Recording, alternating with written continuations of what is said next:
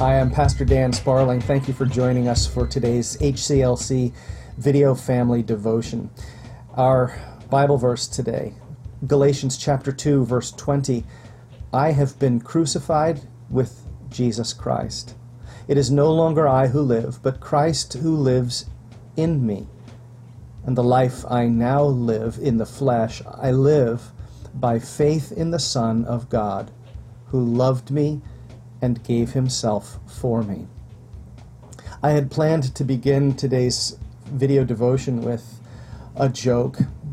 In fact, it's not a very funny joke. It's funny because it's so not funny. But I, like you, have been reading and absorbing all of the reactions to the shooting that took place just recently, as I'm recording this, just recently in Orlando, Florida, where some guy grabbed an automatic weapon and went into a nightclub and killed 50 people. So I've been absorbing lots of the responses and reading and listening, observing what people are saying. And people are so eager to find an explanation for what happened.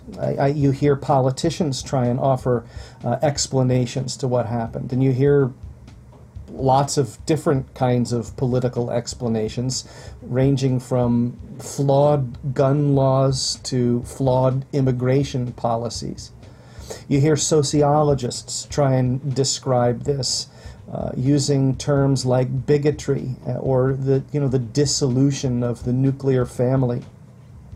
You encounter philosophers trying to make sense or explain what has happened, using words like postmodernism or a loss of the moral center. And you even encounter religious leaders trying to explain these things using, some people say that Islam is predisposed to hatred, while others are trying to equate Islam with Christianity, pointing out Timothy McVeigh and the fact that he referred to himself as a Christian and he, committed worse violence maybe than this. And I think it's important for all of those different kinds of people to offer their different kinds of explanations. God calls politicians to devise political explanations for things, and he does so with sociologists and philosophers and all different kinds of people.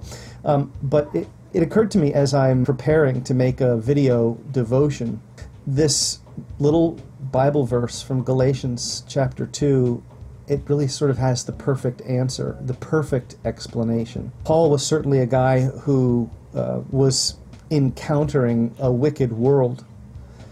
Paul, in fact, you could say in many ways, Paul found himself on both sides of the wicked world. He found himself on more than one side of political issues, sociological issues, in fact, even religious issues. Paul says, on the one hand, I'm a Jew, and on the other hand, I'm a Greek. And most importantly, though, Paul found himself both as a victim of evil and as a perpetrator of evil. Paul was one of the most famous persecutors, murderers of Christian people before he became Paul the Christian missionary. And when he became Paul the Christian missionary, he literally found himself on the opposite side of that persecution. He now was the persecuted. And so for Paul to say, I have been crucified with Christ, he's cutting through the two sides, and he's finding instead the answer to the shooting in Orlando, the answer to the shooting in San Bernardino, the answer to Timothy McVeigh and the horror of Oklahoma City, and the horror of all of the other things that perplex us and cause us to find answers. And the answer Paul finds is sin.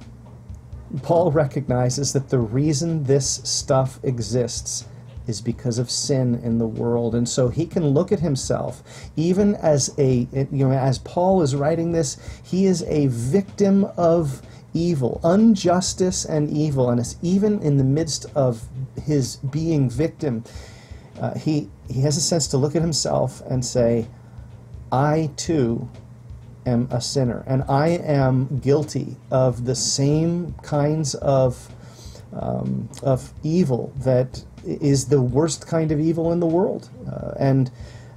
He would say, you too should look at yourself, and when you look at yourself and see that you are no less guilty than anyone else in this world, that the only answer to sin is to find the cross and to see that where Jesus Christ was crucified, you also died with him on that cross. That you have been crucified with Christ. That you, the sinner, Paul the sinner, has been crucified with Christ. And so your sin has been answered by what Jesus has done. And so therefore, because Christ really, he suffered and died for all people. I mean, he is the Lamb of God who takes away the sin of the world. And so the sin of any person who has committed any kind of evil, it ultimately, Christ has offered the answer, the explanation. Sin results in death. And God has given us this beautiful world, and he said, beautiful things will happen here, and terrible things will happen here, so long as there is sin in this world. And so this is what Paul says. I've been crucified with Christ as a way of saying the evil that I have done has been killed. And so now the life that I live is no longer mine to live. It is Christ's to live. It is Christ who is alive in me. Because Paul understands that if you've been crucified with Christ, and if your life has been joined with Jesus in a death like his, which is exactly what mine has been, and yours also in baptism, then once your death is enjoined with Christ, your life is also enjoined with Christ. So as true as it is that Jesus Christ is alive from the dead, you also are alive in him. So this is why Paul says, the life I now live, even this life in the flesh, it's a life lived by faith in Jesus, the Son of God, because he loved me and gave himself for me. And so this is why Paul would say that if we've been united with Jesus in a death like his, we will also be united with him in a resurrection like his. We await that resurrection. We await the return of Jesus, because that's ultimately when there will no longer be evil in the world. That's when it will be fully dealt with. And so I thought Galatians 2:20, it is a perfect answer. It is not a comprehensive explanation as to why this particular person kills these particular people. But it is a more comprehensive answer as to why anyone would kill anyone.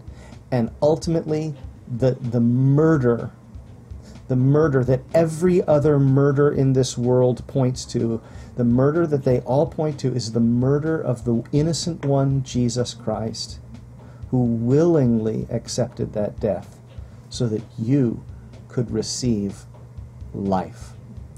Thanks for joining me today for HCLC Video Family Devotion. We'll see you next time.